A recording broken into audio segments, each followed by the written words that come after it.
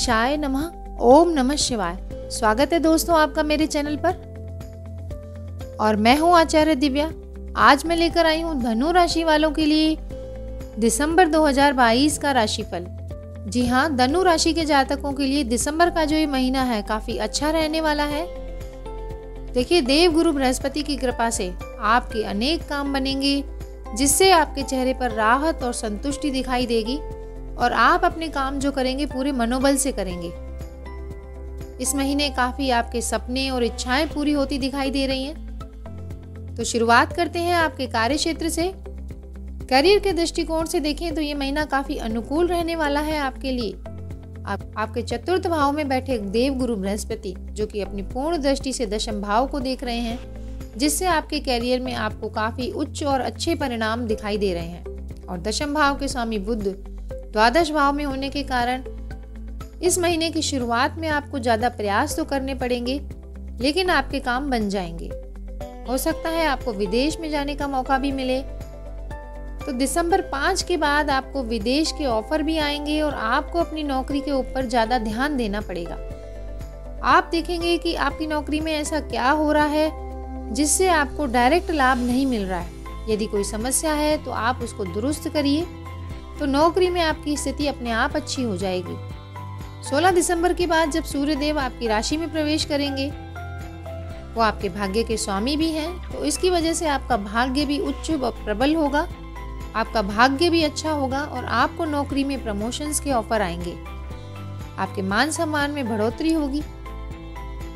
और यदि आप व्यापार करते हैं तो इस महीने की शुरुआत तो थोड़ी कमजोर रहेगी और व्यापार में थोड़ी चुनौतियां भी दिखाई देंगी। लेकिन बुध जब आपकी राशि में प्रवेश करेंगे तो आपकी व्यापारिक समस्याओं में कमी आएगी। शुक्र और सूर्य के भी प्रथम भाव से सप्तम भाव पर दृष्टि डालने के कारण आपको सरकारी क्षेत्र से जुड़कर काम करने का मौका मिलेगा। आपके कोई सरकारी टेंडर हो वो भी पास होंगे, जिससे आपको बहुत ही बढ़िया लाभ तो मिलेगा ही साथ आपके कॉन्टैक्ट भी काफी अच्छे डेवलप होंगे। और फिर अंतिम 15 दिनों में आपको व्यापार में काफी लाभ होता दिखाई देगा। अब बात कर लेते हैं आपके आर्थिक जीवन की। तो आर्थिक दृष्टिकोण से देखें तो पता चलता है कि आपके दूसरे भाव में शनि महाराज हैं, जो कि अपनी ही राशि में विद्यमान है, और आपके कुंडली के द्वादश भाव में बुध सूर्य शुक्र विद्यमान है और उनके ऊपर मंगल देव की जो पूरी दृष्टि है। इस प्रकार कह सकते हैं कि आपके महीने की शुरुआत से ही आपके खर्चे भी उतने ही बढ़ेंगे जितनी आपकी आमदनी होगी। यानी आमदनी भी बढ़ेगी तो खर्चे भी बढ़ेंगे। आप अपने ऊपर भी कुछ खर्च करेंगे और ऐसी महत्वपूर्ण कुछ इंपॉर्टेंट चीजें खरीदेंगे जो कि आपको अपने लिए और परिवार के लिए लाभदायक सिद्ध होंगी। और देखिए, जब 16 दिसंबर को सूर्यदेव आपके प्रथम भाव में आ जाएंगे तो आपके खर्चे लगभग खत्म हो जाएंगे और आपकी आर्थिक स्थिति और ऊंची उठेगी।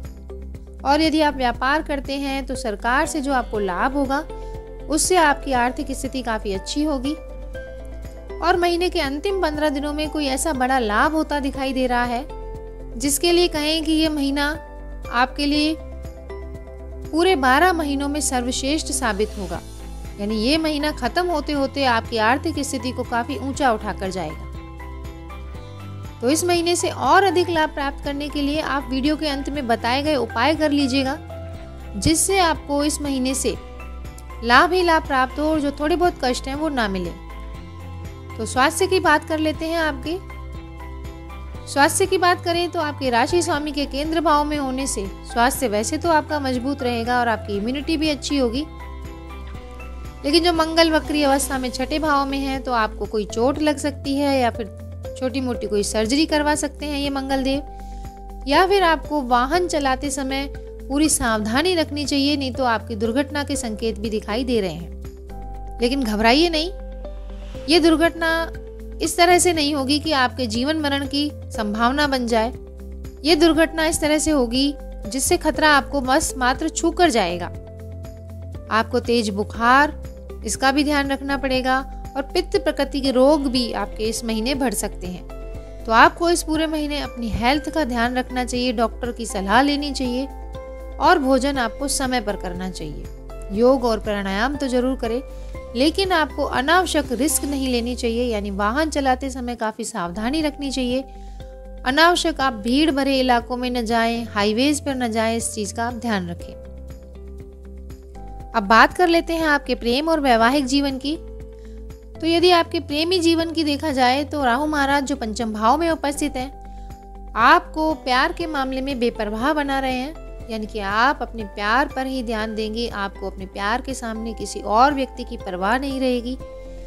जिनसे आप प्यार करते हैं आप चाहेंगे उन पर ज़्यादा से ज़्यादा समय व्यतीत करें, उनको लेकर कहीं बाहर घूमने जाएं।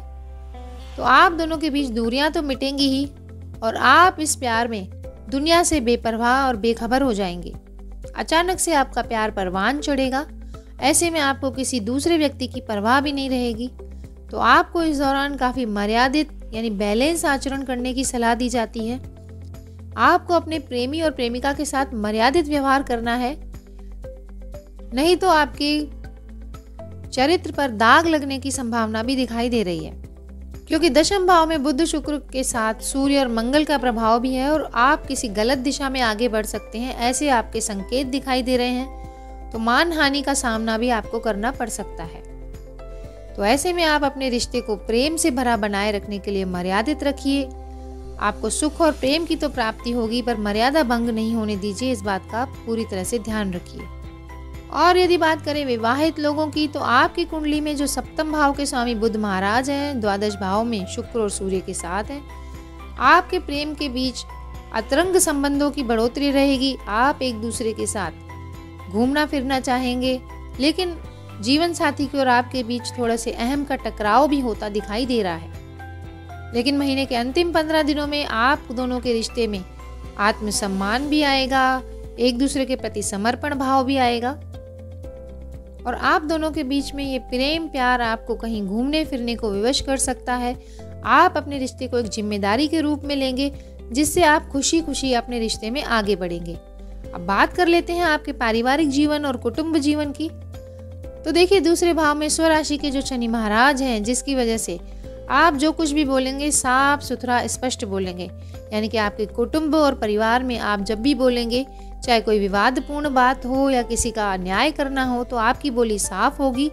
हो सकता है आपकी बातें दूसरों को थोड़ी कड़वी लगे या स्पष्टवादी लगे आप दूसरों को, जिसे कहते हैं स्ट्रेट फॉरवर्ड। तो आप अपने बोलते समय बात साफ रखिए, लेकिन मीठा बोलने की कोशिश करिए, जिससे आपका परिवार का माहौल खुशियों से भरा रहे। वैसे आपके चौथे भाव में जो बृहस्पति महाराज विद्यमान हैं, आपके पारिवारिक जीवन में सुख और खुशियां तो दिखा रहे हैं और आपके परिवार में बुजुर्गों का सहयोग भी आपको मिलता दिखाई दे रहा है। उनके आशीर्वाद से आपके घर के रुके हुए काम पूरे होंगे। हो सकता है आप इन दिनों कोई प्रॉपर्टी परचेज करना चाह रहे हैं, तो आपको बुजुर्गों से आशीर्वाद और सलाह मशूरा जरूर कर लेना चाहिए। आपके परिवार में कोई शुभ कार्य भी संपन्न हो सकता है। आपके पुत्र या पुत्री की विवाह सगाई का भी योग दिखाई दे रहा है और आपके परिवार में काफ़ी अतिथि का आगमन भी होता दिखाई दे रहा है, जिससे आपका मन प्रसन्न रहेगा और पूरे जोश के साथ आप अतिथियों का स्वागत करेंगे। आपके तीसरे भाव के स्वामी शनि की दूसरे भाव में उपस्थिति भाई बहनों का आपको सहयोग प्रदान कर रही है और आवश्यकता हुई तो आपके भाई बहन आपको पैसे से भी सहयोग करेंगे। आपकी आर्थिक मदद भी वो करेंगे।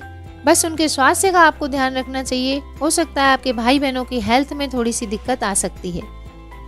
तो इस महीने से आपको और अधिक लाभ प्राप्त करने के लिए उपाय बता देते हैं। इन उपायों को करिए और इस महीने को यादगार बनाइए।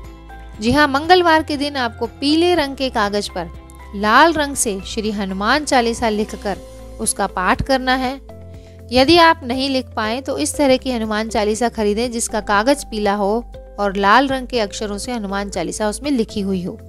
परिवार के बुजुर्गों का आपको पूरे महीने, वैसे तो पूरी जिंदगी, सम्मान करना चाहिए। किसी से झूठ नहीं बोलना है आपको बुजुर्गों से, और जो भी निर्णय करें बुजुर्गों से पूछ कर ही करें।